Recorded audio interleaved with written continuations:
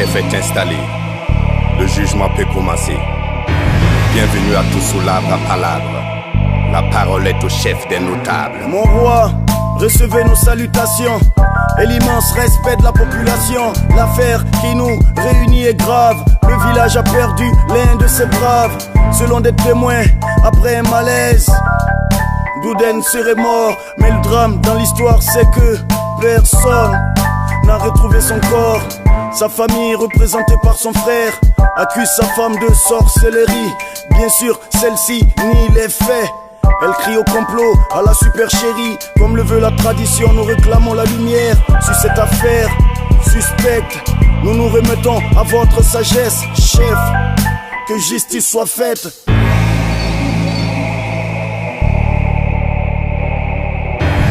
Pour plus de précisions sur ce crime, nous appelons ici le frère de la victime.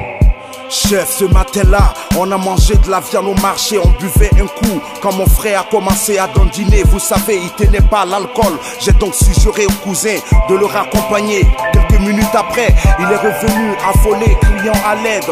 Nous annoncer que mon frère avait eu un malaise vers ce domicile. On a couru, on a trouvé sa femme seule, mon frère avait disparu. Et elle nous dit qu'elle n'est pas sorcière, mais qu'elle nous dise où est passé le corps de mon frère. Chef, au nom de la famille, j'ai ce message. Nous exigeons qu'elle soit bannie du village. Toto, Yawoto. Madame, les faits nous contrarient. Vous êtes la dernière personne à avoir vu votre mari. Vous qui clamez votre innocence.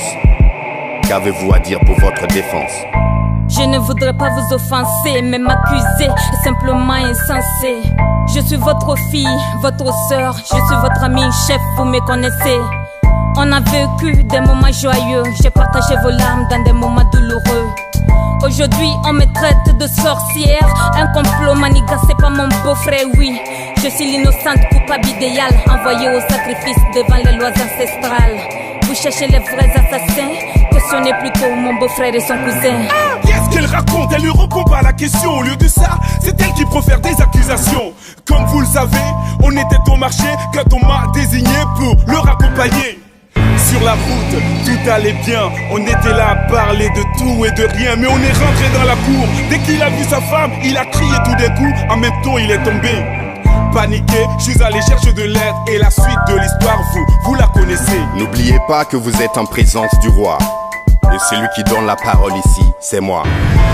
On m'annonce un témoin dans l'assemblée. J'appelle le boucher du marché. Je vends de la viande à côté des cabarets. Et ce jour-là, c'est chez moi qu'ils ont commandé. Ce monsieur et son cousin voulaient un autre plat. Ils m'ont dit mais à côté le piment. Pendant qu'ils discutaient près des buissons, j'ai cru entendre le mot poison. Je me suis approché discrètement et j'ai vu ce monsieur mettre une poudre dans le piment. Au cabaret j'ai vu Douden le manger. Je l'ai suivi quand il voulait rentrer. Et quand je l'ai vu s'écrouler, j'ai compris qu'il avait été empoisonné. Attendez, Douden aurait été empoisonné par son propre frère? Et bien sûr vous n'êtes pas un complice de la sorcière. Pour que votre témoignage soit approuvé, y aurait-il une autre personne pour le prouver? Bien sûr, moi. Douden, c'est bien vous?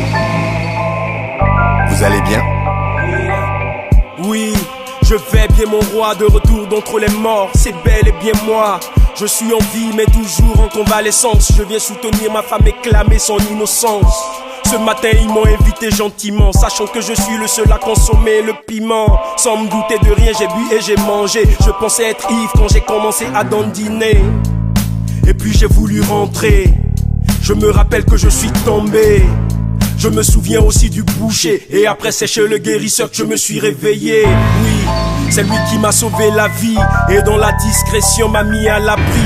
J'étais toujours en danger, étant affaibli. Je devais rester caché avant que je ne sois rétabli. J'ai été empoisonné par mes propres frères, qui ont accusé ma femme d'être une sorcière. Ils voulaient juste qu'elle soit bannie du village pour être les seuls à bénéficier de l'héritage.